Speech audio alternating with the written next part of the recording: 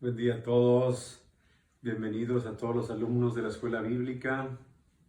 En esta ocasión vamos a estudiar un poquito un salmo, el Salmo 23. 23, la numeración hebrea sería el 22, en la numeración griega es el número que viene en paréntesis, es el 22. Pero en la numeración más antigua y que no tiene paréntesis es la numeración hebrea. ¿Ok? Ese salmo ya lo conocen ustedes, lo recitamos mucho, es un salmo emblemático. En hebreo comienza diciendo Mismor le David, salmo de David, ¿verdad? Y dice en hebreo Yahvé,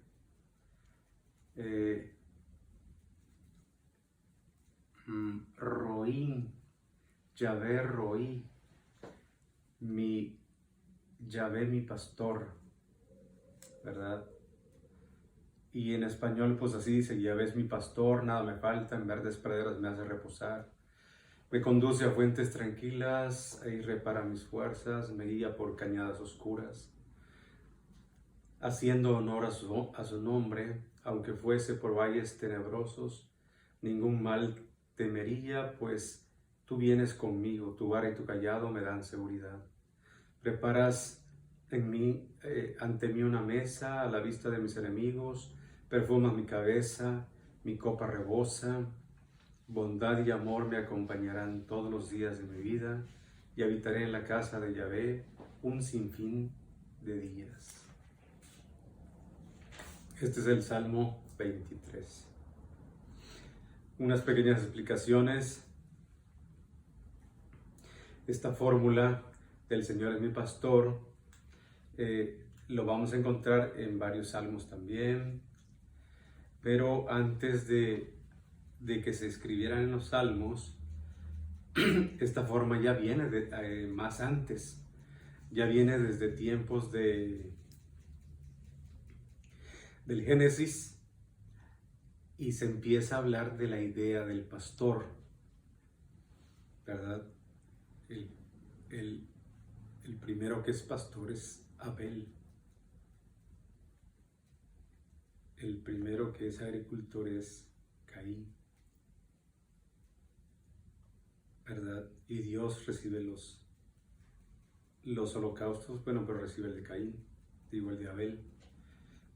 Más adelante, a José se le va a encomendar el cuidado de la casa de Israel, ¿verdad? Porque al morir Jacob, al morir el papá de José, José es el que lleva al pueblo a Egipto. Después muere José y surge en X generación Moisés. Y Moisés también es catalogado como un pastor, ¿verdad? Pero aquí antes de ellos ya el Señor es el pastor. Y esa idea va a ir evolucionando. Por eso es bueno ir así como entendiendo, ¿sí? En el Salmo 80, hay una referencia bonita que dice así, Salmo 80, 2, 3. Se los leo. Dice, sobre Efraín, Benjamín y Manasés, despierta tu poder, ven en nuestro auxilio. Oh Dios, haz que nos recuperemos, ilumina tu rostro y nos salvaremos. ¿Sí? Escucha, pastor de Israel, que guías a José como a un rebaño. Brilla desde tu trono de querubines. Ya empieza. Es una idea muy hermosa porque esta imagen del pastor es una imagen muy audaz, es una imagen muy completa del cuidado, del alimento, de la protección que da el pastor a sus ovejas. Es una imagen que se le va a atribuir a Dios y después a estos personajes que estoy mencionando. La casa de José, la tribu de Efraín, de Benjamín y Manasés invocan al Señor con este título. Acordémonos que José, Efraín y Benjamín, José y Benjamín son hijos de Jacob con Raquel. Y Efraín y Manasés son hijos de José que nacieron en Egipto. Pero van a ser los dos nietos de Jacob, que va a querer mucho y hasta los va a bendecir, ¿verdad? Le va a cruzar las manos así y va a bendecir a Efraín con la izquierda. Va a ser es que al pequeño es Efraín y le pone la derecha. Y a Manasés, que es el grande, le pone la izquierda, ¿verdad? Y la bendición buena es con la derecha. Pero Jacob hizo una trampa ahí. Le puso la derecha a Efraín y a Manasés con la izquierda, ¿verdad? Cuando José le dijo, papá, bendice a mis hijos, no sé qué, ya Jacob hizo esa bendición. El Dios en cuya presencia caminaron mis antepasados, Abraham, Isaac, el Dios que ha sido mi pastor desde mi nacimiento hasta hoy, el ángel que me ha librado de todo mal, bendiga a estos muchachos. Y así bendice Jacob a sus nietos, dice el capítulo 48 del Génesis y el capítulo 49, antes de que se muera Jacob, ¿verdad? Muy bien.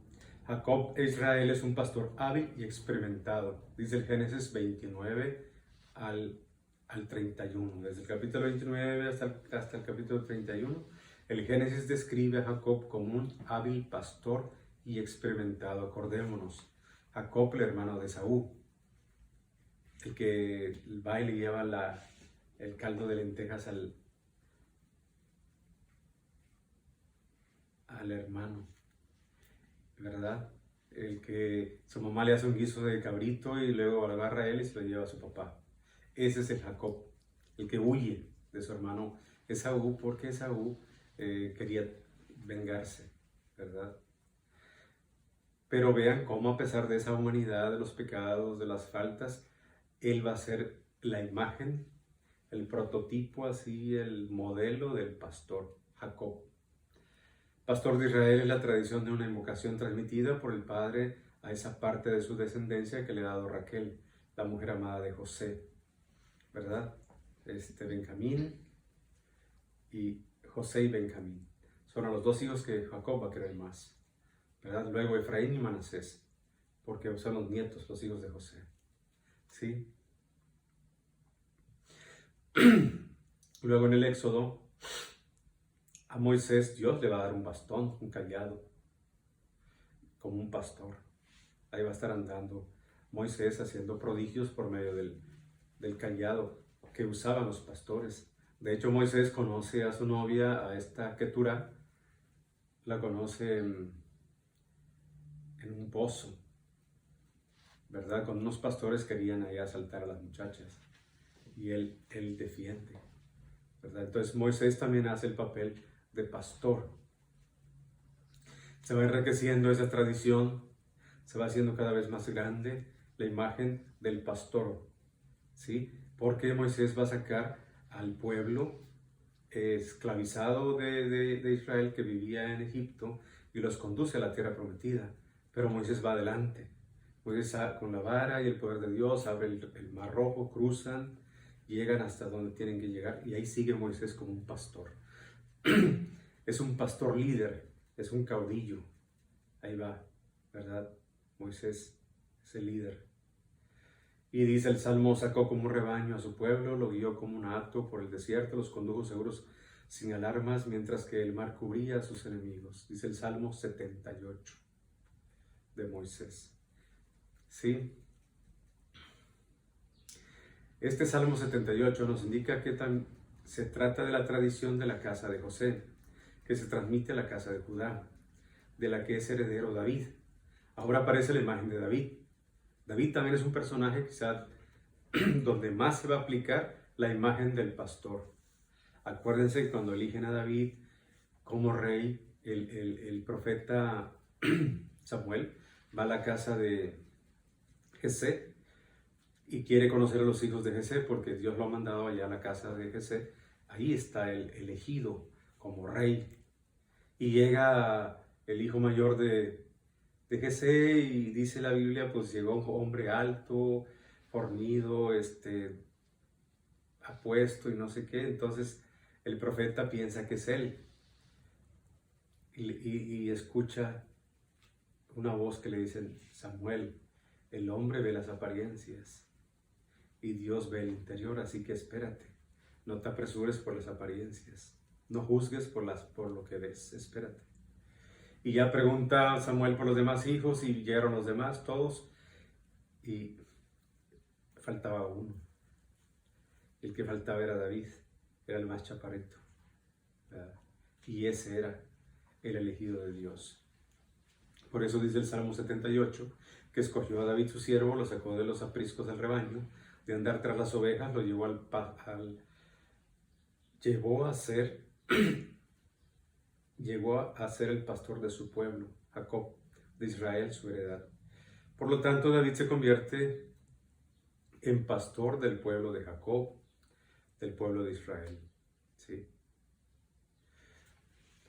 Los reyes, en tiempos de los reyes, los profetas van a comparar a los reyes también como el pastor, ¿verdad? David va a ser un buen pastor a pesar de sus pecados. Es un rey que llega a ser un buen pastor y los profetas lo defienden. Pero después de David, después del rey David, habrá una serie de reyes, de reyesuelos, de reiduchos, que van a hacer un mal papel. Y los profetas se levantan y demandan, denuncian, reclaman un buen pastor porque ellos estaban haciendo muy mal su papel y el mensaje de Dios en los oráculos de los profetas se escucha fuerte. Hay un profeta que se llama Ezequiel en el capítulo 34, dice así: hay de ustedes los pastores de Israel que se apacientan a sí mismos, ¿no es el rebaño lo que deben apacentar los pastores? Mi rebaño anda errante por montes y colinas, dispersas mis ovejas por todo el país, sin que nadie las busque ni las cuide. Dice el profeta Ezequiel, capítulo 34, versículo 2. Y ahí va, las quejas son fuertes.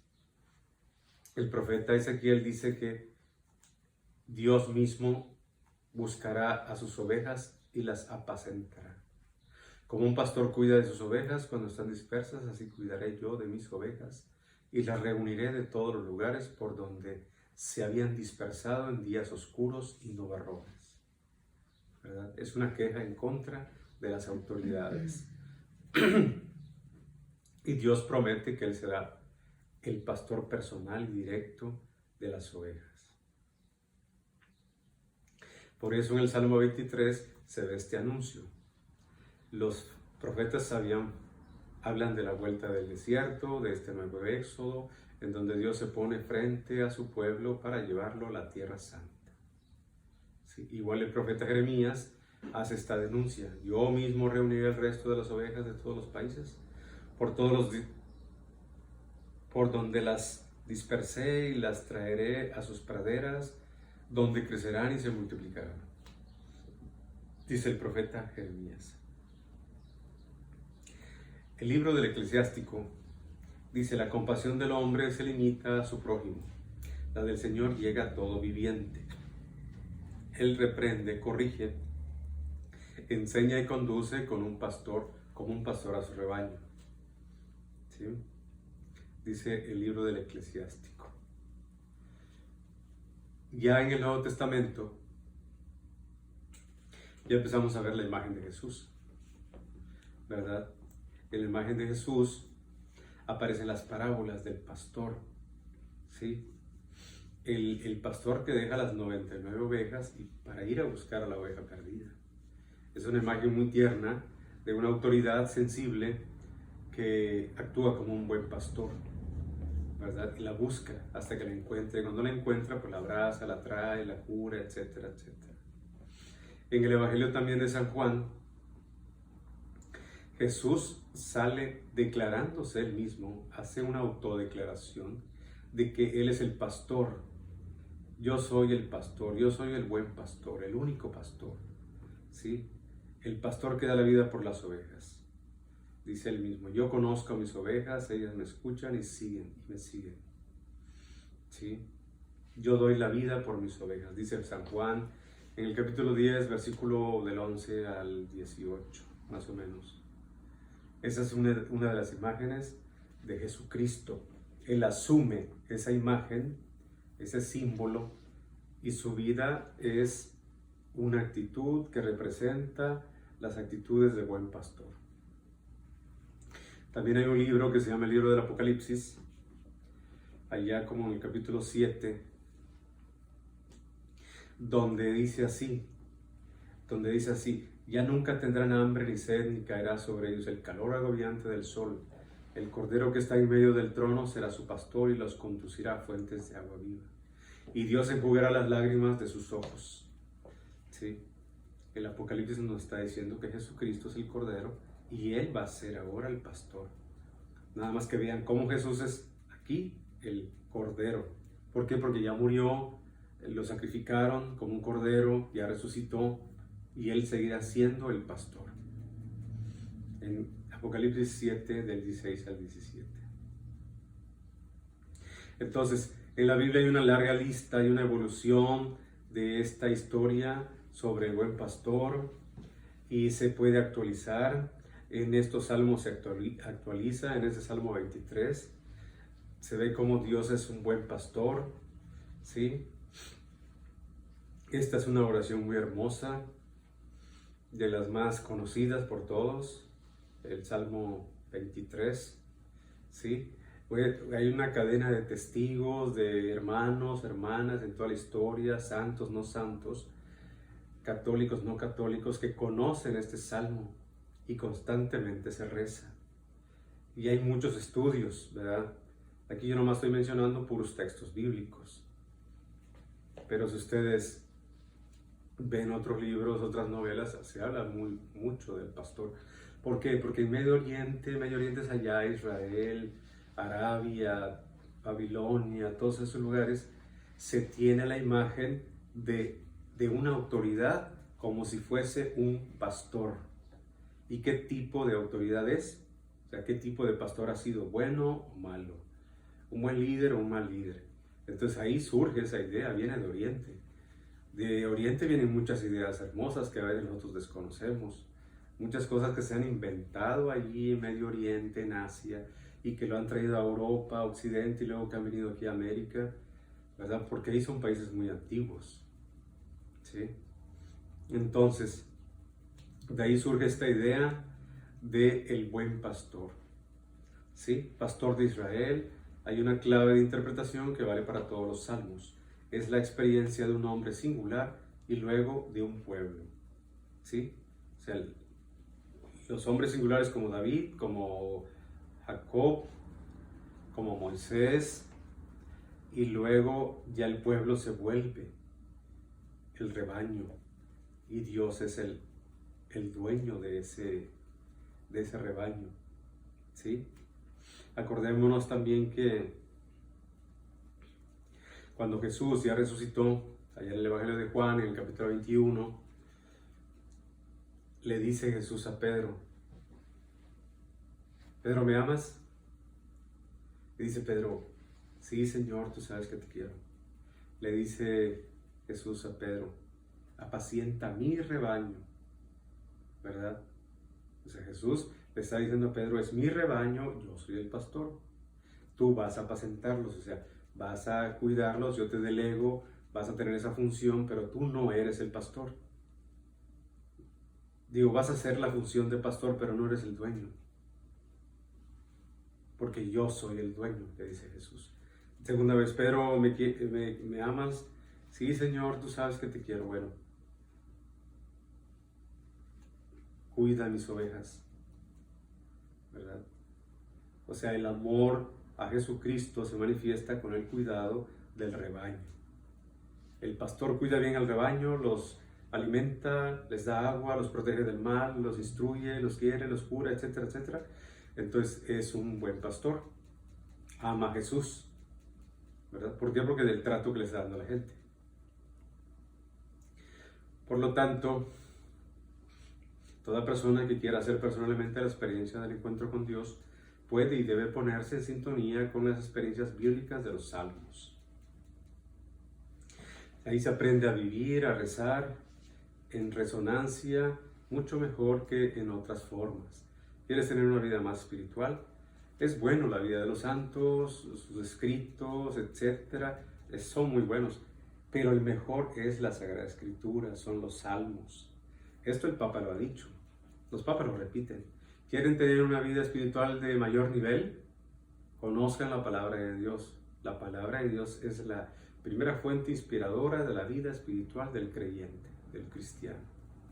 De ahí se inspiraron los santos, ¿verdad? Entonces, el Salterio nos integra al pueblo creyente de Dios de hace miles de años con las demás personas, ¿sí? Tiene una pedagogía muy padre, es muy directo, es muy claro, ¿sí? Es la experiencia de un pueblo con Dios, es la experiencia de Dios con su pueblo. Entonces uno participa de esa historia, participa de la oración, del sufrimiento de la gente, de la alegría de la gente, ¿sí? Y esas experiencias pueden volverse nuestras, personales, ¿sí? Como dice el Salmo 68, nosotros aprendemos que Dios es Dios de nosotros, es un Dios bueno, es un Dios de victorias y Él está con nosotros. Aprendemos a celebrarlo, dice el Salmo 68, dice así, miren. Dios se levanta, se dispersan sus enemigos, huyen en su presencia los que lo odian. Como se disipa el humo, los disipas como se derrite la cera ante el fuego, los malvados perecen ante Dios. Pero los justos se alegran alborozados ante Dios y saltan de alegría.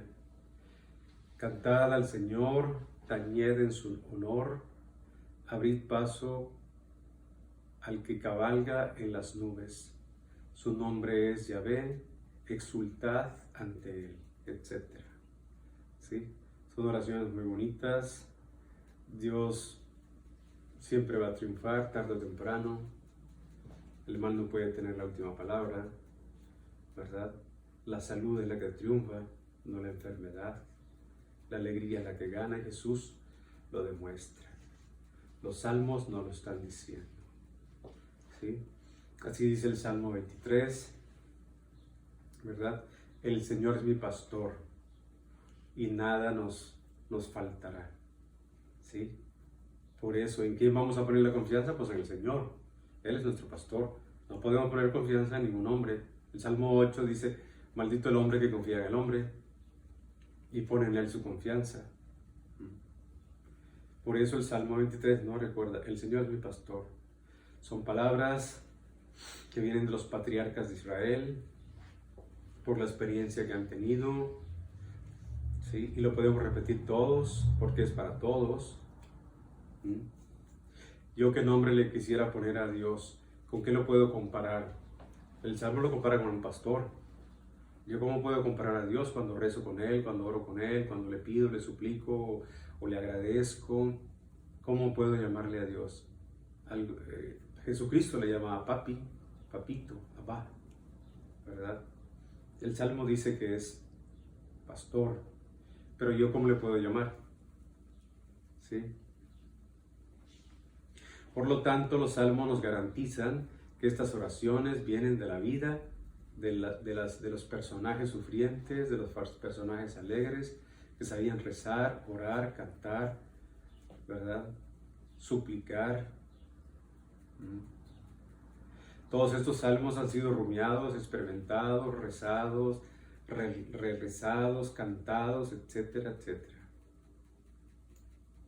Entonces ya sabemos que para una buena oración son los salmos.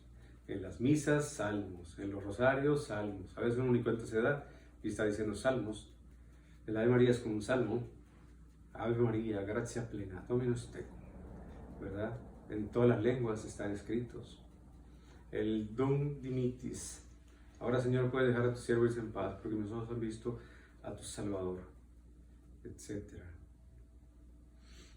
Entonces, nosotros también agreguémonos al grupo de la gente que reza los salmos, y esa experiencia que vayamos teniendo con Dios, muchos lo han tenido, pero nos alimentan, crece más nuestra experiencia con Dios, ¿sí?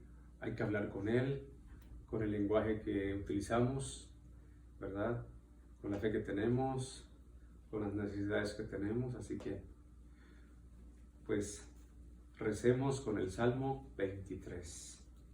Además es un salmo que ya viene para este domingo, porque este domingo es la fiesta de Cristo Rey. Jesús también, en el Evangelio del domingo de la fiesta de Cristo Rey, dice que el juicio final va a ser como un pastor cuando divide a las ovejas a la derecha y a los cabritos a la izquierda, de Él, a la derecha de Él. O sea, así, como si fuera Cristo, mi derecha es esta, no a la derecha de ustedes, porque los que están enfrente, la derecha es la izquierda, ¿verdad? Así que por eso hay que leer bien el Evangelio, porque uno me decía, oye, pero ¿cuál es la derecha? Pues el Evangelio dice la derecha del Señor, la derecha del juez, el que está sentado, ¿verdad? Así que, como un pastor pondrá a unos a la derecha y a otros a la izquierda, para que veamos que esa imagen es muy importante, la de Jesús, el buen pastor. Como dice el libro, ¿cómo les dije? Yahvé o Adonai,